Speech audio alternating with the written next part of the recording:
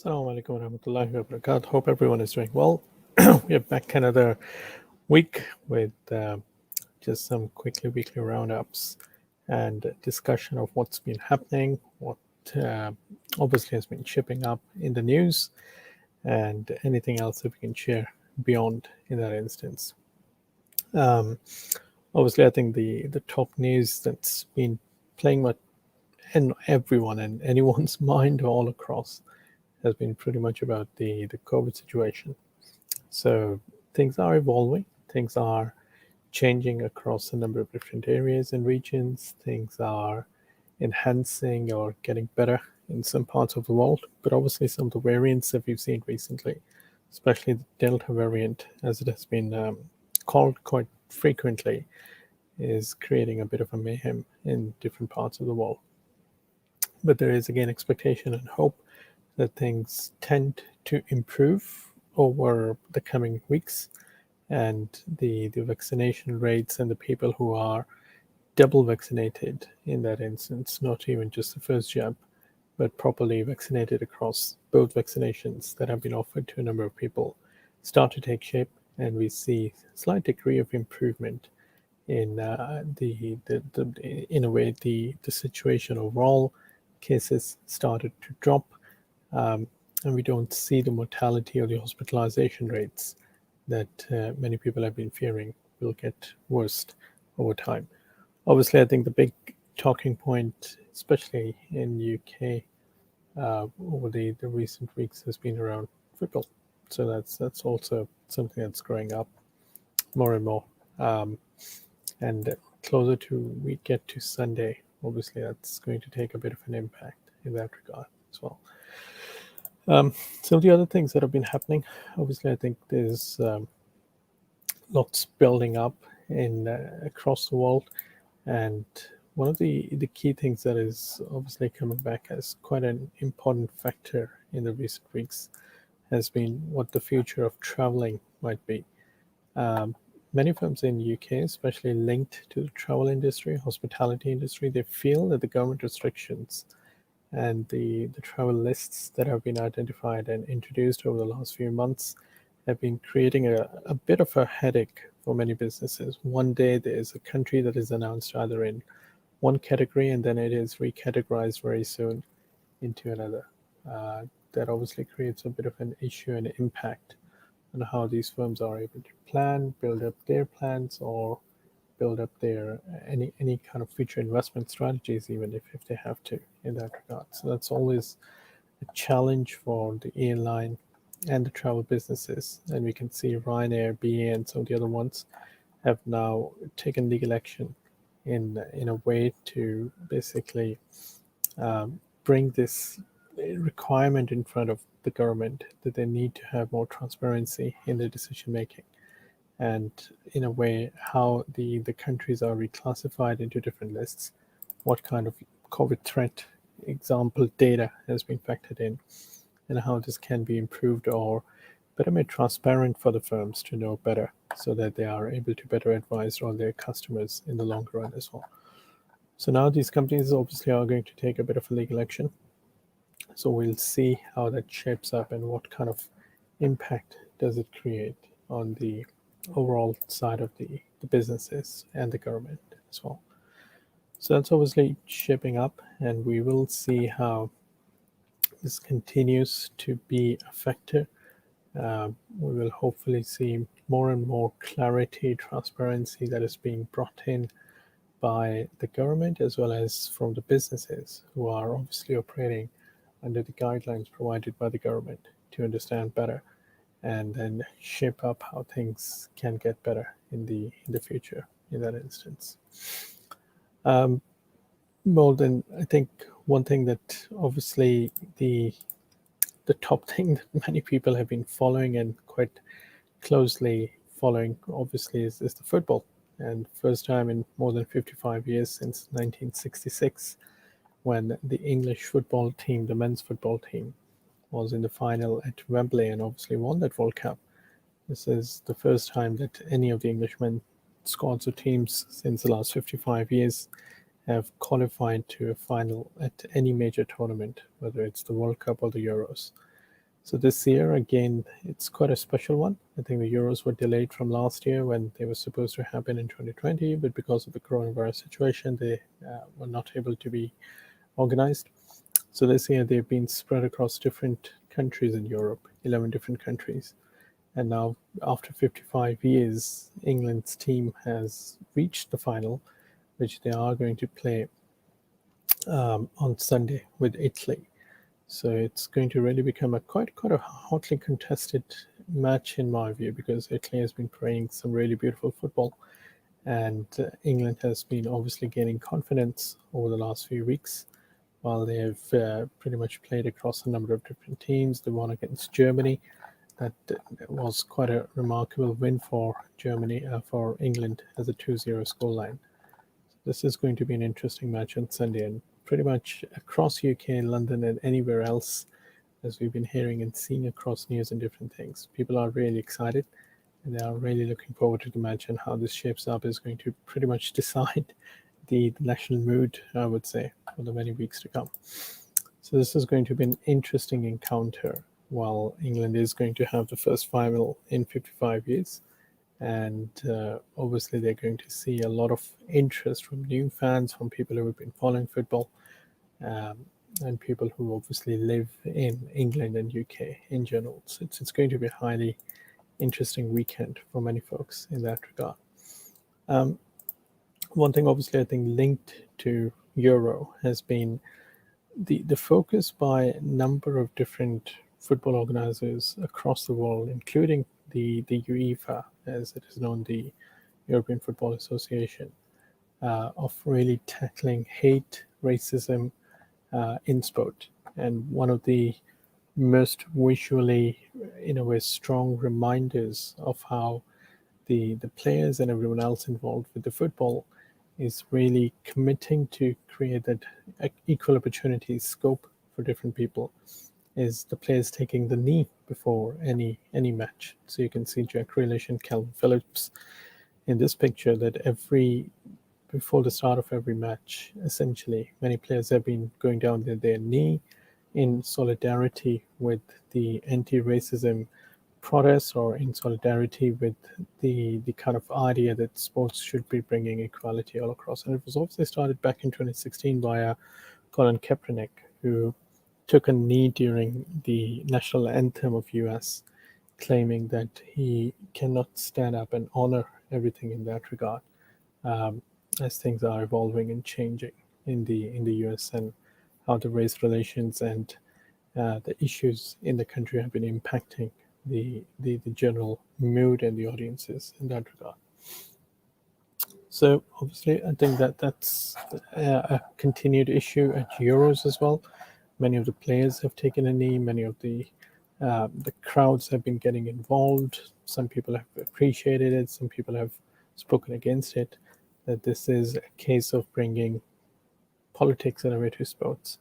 But this is obviously an interesting trajectory that we have to see how things shape up in the coming weeks around Europe. Um, Moving on, I think one of the COVID stories, obviously, as many of you might have seen, is that the number of infections have been really going higher and higher. It actually crossed 30,000 quite recently. And now the Office of National Statistics, ONS, has been reporting that the latest data is suggesting that every person in 160 people, one in every 160 people, now actually have COVID. And this is up from one in every 250 people last week. So this is really, I think, high number of cases coming through.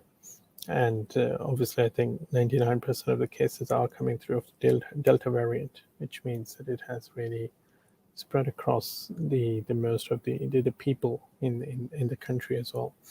Um, but again, I think the vaccinations and the as you can see, that around 2/3 of the adults have now been double jabbed, in a way that they've had double vaccinations.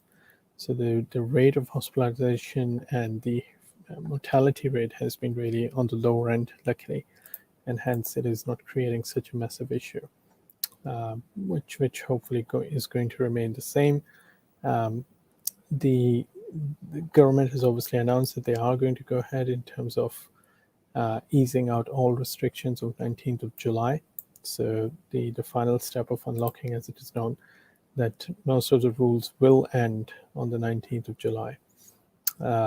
Face masks will not be required, social distancing rules will be scrapped, and obviously all the rules of work from home, guidance, and 6 people inside private homes will be taken off in that instance. So I think it's going to be quite a change, as we all know that it is, in a way, the government is really banking on the vaccinations that have been provided across the country now, so that it can reopen the economy, it can reopen the country, it can reopen the hospitality, travel, and all the other segments that are linked to the restrictions that have been in place for the last 16 odd months now. So it's going to be quite a change. It's going to be different from 19th of July onwards, but we obviously can expect and hope that things tend to improve and things tend to get better as the coming week. Beyond that, I think the obviously in North America and Canada, there's been a lot of discussion about the heat wave. That has been quite a massive difference in the temperatures. Now, is this saying that it has been the warmest June on record as since the records began?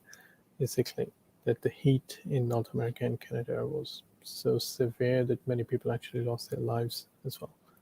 So it's quite a shocking change, as you would imagine, especially in Western Canada, as you can see that temperatures went really higher, up to even 15 degrees higher than the normal temperatures that are seen as an average in that scope. So it's quite I think a different scope on things, and it's problematic in that instance.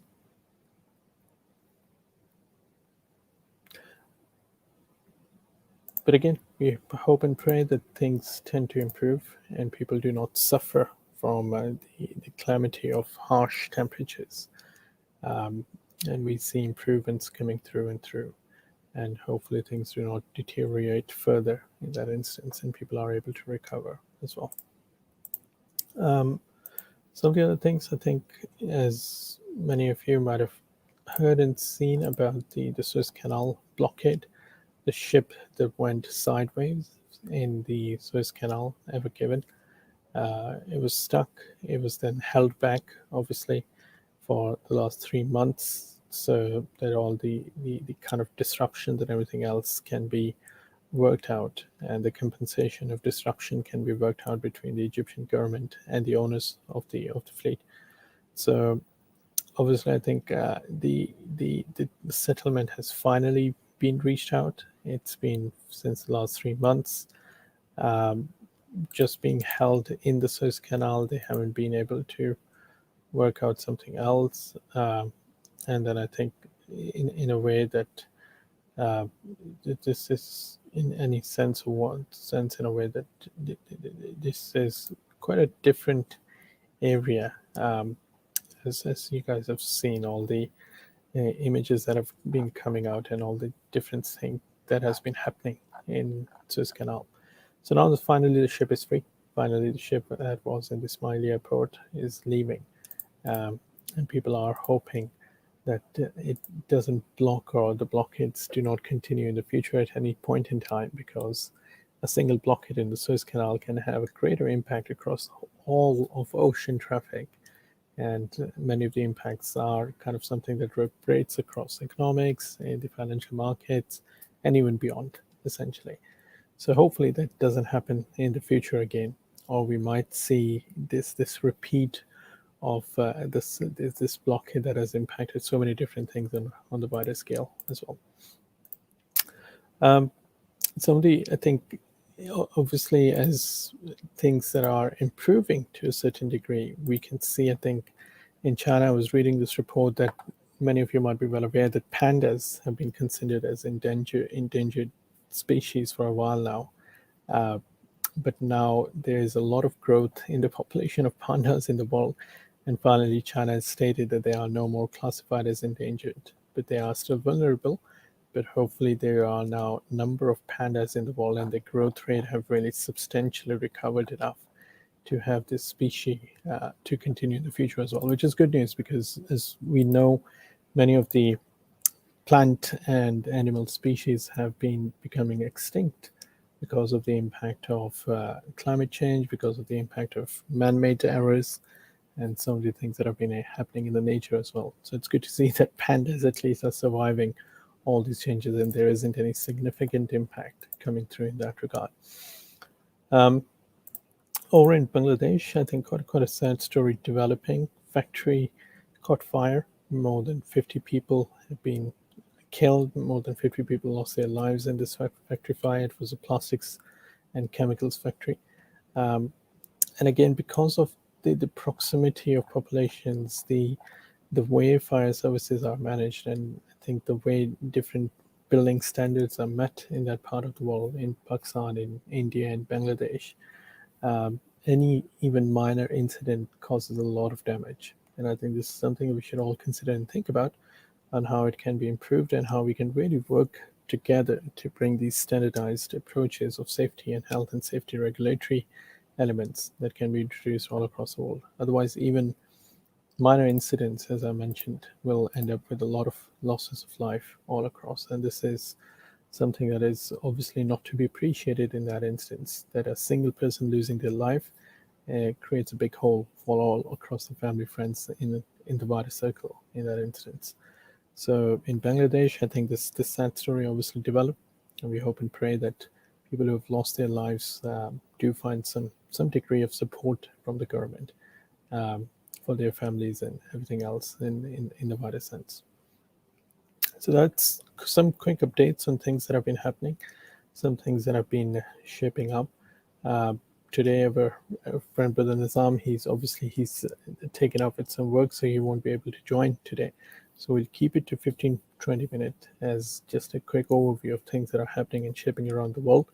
And then inshallah, from tomorrow, we will continue with the normal scope of discussions tomorrow with the book club discussions we have for tomorrow. Then again on Monday, we'll have the Tajweed classes. On Tuesday, the Sira. On Wednesday, the travel. On Thursday, the Arabic classes. And then next Friday, inshallah, we'll continue with our weekly roundup. So Jazakallah khair for watching today. Just a very quick roundup of updates from many different areas and parts of the world. And we'll inshallah continue this in the future and hope to see you all very soon again. Jazakallah khair. Assalamu alaikum.